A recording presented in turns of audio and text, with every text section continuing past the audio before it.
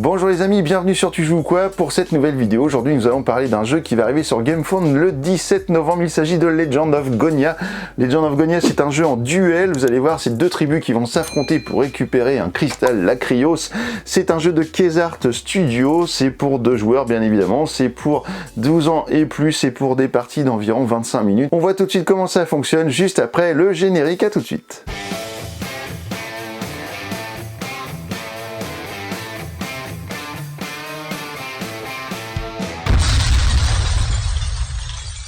Voici le matériel de Legend of Gonia. Alors quel est le but de ce jeu? Eh bien vous allez avoir 2 tribus qui vont se faire face et vous allez devoir atteindre le cristal qui est sur l'autre côté de votre tribu et qui s'appelle un Lacryos.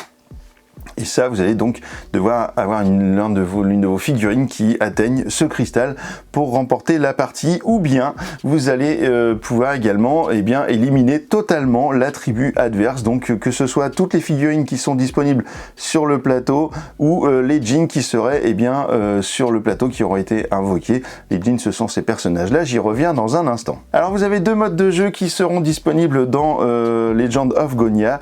Vous allez avoir le mode débutant qui est mis en place tout de suite et vous allez avoir le mode expert que je vais vous expliquer juste après vous avoir expliqué les bases donc du mode débutant. Vous avez donc 2 tribus, la rose face à la bleue. Donc ici ce n'est qu'un matériel prototype, encore une fois, peut-être que les couleurs seront différentes, peut-être que ce sera ça, j'en sais rien. Vous verrez ça au fur et à mesure de la campagne. Et puis donc ces 2 tribus sont composées de 4 types de figurines différents. Vous avez les rêveurs qui sont juste ici, donc ça ce sont les plus petites figurines, mais c'est celles qui sont en plus grand nombre, donc vous en avez 7 qui sont ici en avant-garde de votre tribu. Vous avez les gardiens qui sont ici avec leur bouclier, voilà, les petits gardiens. Donc là vous en avez 2, eux ils sont disposés ici derrière et ils vont protéger en gros le pourfendeur qui est juste ici, qui est la plus grande figurine, donc ce pourfendeur, personnage avec cette grande épée incroyable. Donc ça c'est le personnage qui sera le plus balèze, on va dire, que ce soit dans ses mouvements ou dans son attaque. Ici vous avez les djinns, donc les djinns sont dans leur source d'invocation. Et en fait, ces personnages-là ne seront pas disponibles au début de la partie. Vous allez devoir les invoquer et il y aura une condition pour les invoquer. Vous verrez ça juste après. Donc, vous avez également des petits jetons magiques que vous allez pouvoir placer sur le plateau grâce à des cartes de magie. Je vais vous expliquer dans un instant les différentes cartes possibles. Et vous allez également avoir une piste ici d'orbe de mana qui ne sera disponible que dans le mode expert, ainsi que les cases qui sont juste ici qui vont correspondre à des compétences qui seront disponibles également dans le mode expert. Ici nous avons l'emplacement pour notre deck, ici l'emplacement pour mettre des cartes actives, donc lorsque vous allez invoquer certaines cartes elles viendront ici, et ici ce sera la défausse. Vous avez ici l'emplacement pour activer l'une des compétences qui sera disponible dans l'autre mode de fonctionnement, et ici vous avez un petit rappel des différents types de déplacements de nos personnages. Alors qu'est-ce qu'on peut faire avec tous ces personnages là? J'ai oublié une chose, c'est le temple de Gonia qui est juste au milieu et qui lui va vous bloquer un petit peu le mouvement et qui va vous empêcher de passer à travers, et vous ne pourrez jamais passer par-dessus le temple de Gonia, tout comme vous ne pourrez jamais passer par-dessus une autre figurine. Donc ça, le temple de Gonia, il va falloir le contourner pour essayer d'aller atteindre Lacryos adverse. On va commencer par les petits rêveurs qui sont juste ici. Bien eux, si vous êtes par exemple sur cet emplacement, vous allez pouvoir vous déplacer d'une case. Donc vous allez voir comment on se déplace avec les rêveurs. Ce sera lié à l'utilisation des cartes qui sont juste ici. Mais déjà, je vous montre un petit peu les déplacements possibles avec ces personnages. Donc lorsque je suis dans une case, je peux me déplacer sur n'importe quelle case adjacente autour de moi. Ça, c'est pour les rêveurs. Ensuite, vous avez les gardiens. Les gardiens, eux, ils peuvent se déplacer donc en ligne droite, toujours de 5 cases jusqu'à 5 cases. Donc si vous pouvez faire 1, 2, 3, 4 et 5, vous voyez, vous arrivez quasiment de l'autre côté directement. Mais je peux également me déplacer dans ce sens-là. 1, 2, 3, 4, 5, voilà. Ça, c'est le déplacement de nos amis, les gardiens. Et vous avez les pourfendeurs. Les pourfendeurs, alors eux, c'est un petit peu spécial. Vous allez avoir exactement le même fonctionnement que pour les gardiens. Donc 1, 2, 3, 4, jusqu'à 5 si vous pouvez. Mais vous allez également avoir un déplacement qui sera lié à l'utilisation des sommets.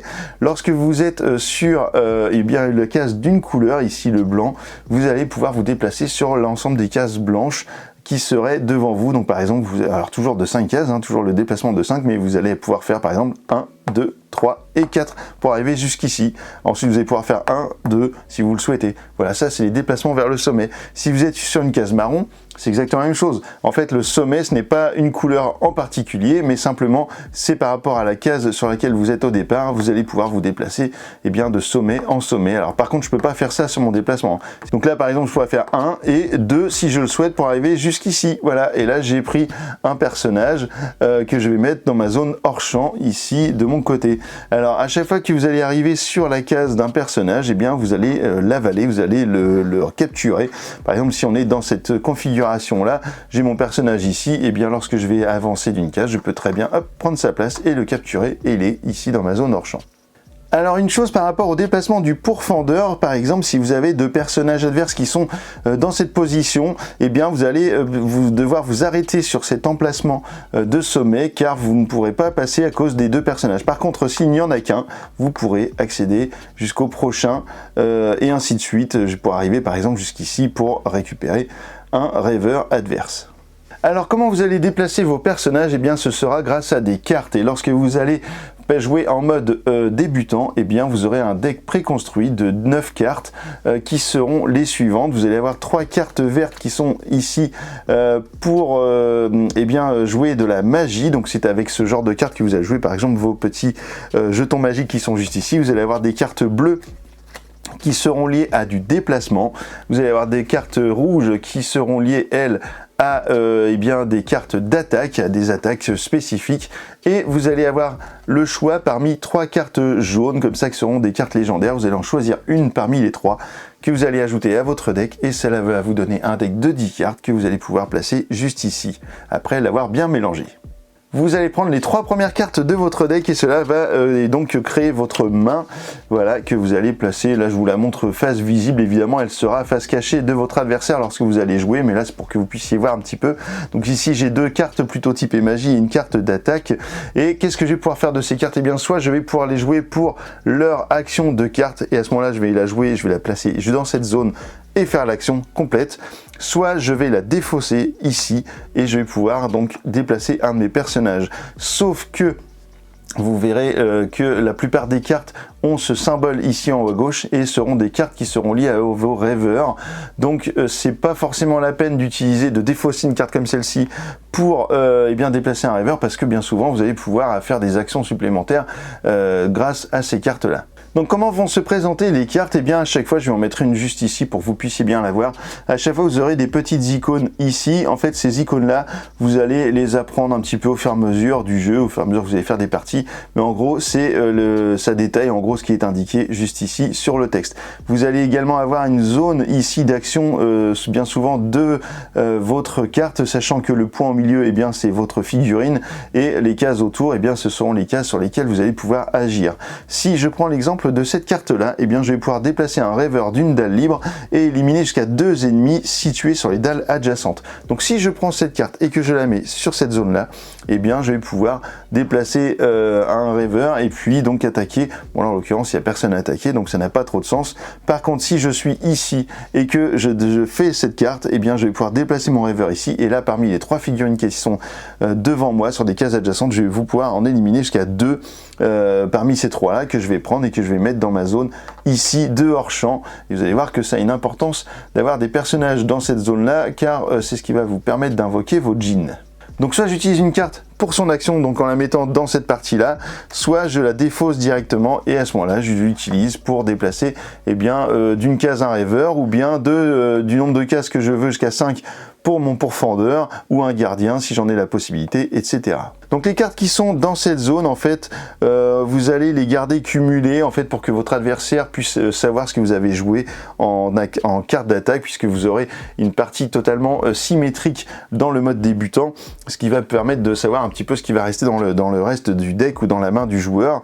Et lorsque vous n'aurez plus du tout de cartes ici, eh bien vous allez reprendre votre défausse et les cartes accumulées ici pour vous refaire un deck en mélangeant bien et repartir donc avec une main correcte de 3 cartes. Lorsque j'ai fini mon action principale, eh bien je vais pouvoir invoquer ou déplacer un djinn si j'en ai la possibilité et surtout si j'en ai l'envie. Lorsque j'ai au moins 2 figurines adverses dans ma zone hors champ, eh bien je peux les prendre pour les mettre par exemple ici dans la source de Jin, et à ce moment là je vais pouvoir mettre mon Jin ici sur sa dalle de réveil, hop, qui est juste ici. Et là qu'est-ce qui va se passer? Et bien c'est qu'à chaque fois, à la fin de chaque tour, de mon tour, et bien le Jin va avancer automatiquement comme ça sur les sommets pour arriver petit à petit sur la Cryos s'il en a la possibilité. Alors les Jins c'est un peu particulier parce que vous n'allez pas pouvoir les arrêter par exemple avec un personnage comme ça, il sera croqué par le Jin, mais par contre vous allez pouvoir les arrêter avec les gardiens. Si vous mettez un gardien adverse, et bien votre Jin sera bloqué par ce gardien. Et le seul personnage qui va pouvoir dégommer un Jin, ce sera le pourfendeur, qui lui va par exemple, en étant dans cette position, faire 1, 2, 3, hop, et il récupère le pourfendeur et il le met dans sa zone ici de jeu. Vous ne pourrez plus, en tout cas dans le mode débutant, vous ne pourrez plus invoquer ce Jin. Alors sur les Jins, il faut savoir également qu'il y a d'autres points de règle. Si j'ai un Jin qui est invoqué sur un côté, eh bien je ne peux pas invoquer un Jin adverse, ne peut pas être invoqué sur ce même côté pour lui faire face. Sauf que vous aurez peut-être une carte, ça ce sera dans la version finale du jeu qui permettra de le faire, mais pour l'instant moi je ne l'ai pas dans la version prototype, mais je sais que ça va exister. Voilà, donc ça c'est pour les Jins, et du coup votre tour s'achève et vous allez donc reprendre une carte pour la remettre ici. Bon là j'ai un peu mal mélangé, j'ai 3 cartes de magie, mais en tout cas vous refaites votre main, et si vous n'avez plus la possibilité de faire votre main, et bien vous allez laisser la dernière carte que vous aviez jouée, reprendre toutes les autres, et ainsi que la défausse, et refaire un nouveau deck que vous allez reprendre et mettre en place ici pour compléter votre main. Donc c'est avec ces cartes-là également que vous allez pouvoir mettre des jetons, par exemple quelque part. Alors un Jin peut être aussi bloqué par un jeton, alors là c'est un jeton bleu, mais vous pouvez très bien mettre par rapport à une carte spécifique, mettre un jeton devant un Jin par exemple, et qu'il se trouve bloqué jusqu'à la fin du tour du joueur adverse, donc le joueur qui a la possession de cette figurine. Donc ça lui fait perdre un tour, donc ça vous permet de faire évoluer votre jeu pendant ce temps-là. Vous allez également pouvoir bloquer des personnages grâce à des actions de magie. Donc on est vraiment sur un jeu de duel très stratégique, il va pas falloir faire trop de bêtises, parce que si vous n'êtes pas très attentif et que vous allez forcément rater des trucs, et votre adversaire va en profiter et vous allez vous faire dézinguer. Donc lors de nos parties, ça a été mon cas, je me suis fait dézinguer plusieurs fois. Donc du coup, attention à ce jeu-là, c'est quand même pas de la rigolade au niveau de la stratégie. Maintenant qu'on a vu le mode débutant, on va regarder qu'est-ce que change le mode expert. Et bien le mode expert c'est simple, c'est que vous allez rajouter ces petites figurines juste ici pour l'orbe de mana, et vous allez choisir 3 compétences parmi les 6 qui sont disponibles. Alors ici j'en ai que 3 pour l'instant. Hop là, je les mets par exemple ici. Et lors de votre tour, par exemple, au lieu de jouer une carte pour la défausser pour déplacer une figurine, ou jouer la carte ici, eh bien vous allez pouvoir jouer une compétence. Et par exemple, si je prends Copycat et que je la mets ici, eh bien ça veut dire que je vais devoir payer le coût de la carte en mana ici. Donc là il s'agit de Copycat. Cette carte va me permettre de copier les effets de la dernière carte d'esprit non légendaire visible en jeu de mon adversaire. Donc sur pas toutes les cartes sauf la carte jaune.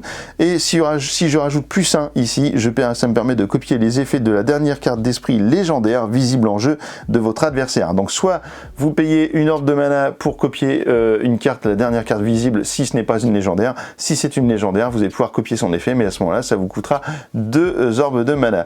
Vous avez également le Jin Back. Alors le Jin Back, comme son nom l'indique, alors oui, une chose, c'est que la carte de compétence, elle reste ici. Quand vous en jouez une autre, hop, elle prend sa place et l'autre devient disponible. Sinon, vous n'allez pas pouvoir la rejouer une deuxième fois. Ici, le Jin Back, eh bien, vous allez pouvoir rappeler un Jin éliminé. Donc, je vous disais tout à l'heure, mon Jin est éliminé. Eh bien, en fait, je vais pouvoir le ramener sur une zone de réveil libre. Et si je paye plus une orbe de mana, eh bien je vais pouvoir rappeler mon Jin éliminé et je pourrais le placer sur l'une de mes dalles de réveil occupées par un guerrier ennemi, et au passage j'élimine le guerrier ennemi présent sur la dalle d'arrivée. Ça veut dire qu'en gros, si je paye une seule orbe de mana, eh bien je peux récupérer un Jin que je peux remettre par exemple sur ma dalle de réveil, mais si il y a un guerrier adverse ici, eh bien hop là, en payant 2, je peux l'éliminer et puis je récupère ce personnage-là dans ma zone de jeu.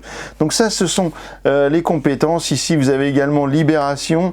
Ça va vous permettre de ramener des personnages qui sont hors champ dans le jeu. Donc ça, chaque joueur va avoir des cartes comme ça. Donc vous en aurez a priori 6. Il y en aura peut-être plus pendant la campagne, mais vous allez pouvoir en choisir. Ce ne sera pas des cartes prédéfinies.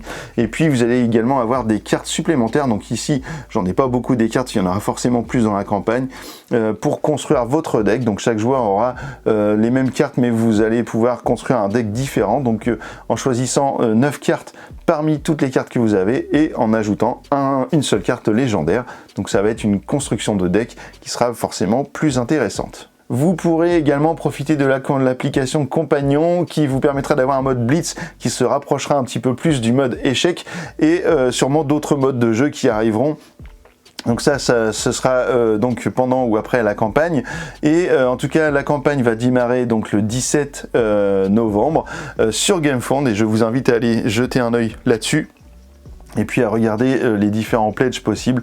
Et puis voilà, découvrir le jeu et vous faire plaisir pour retrouver ce jeu-là chez vous et vous permettre de vous faire une petite battle comme ça avec Legend of Gonia. Et bah écoutez, sur ce, je vous laisse. Bonne visite de GameFound pour aller voir la page. Et puis maintenant que vous savez tout sur Legend of Gonia, et bah alors, tu joues ou quoi?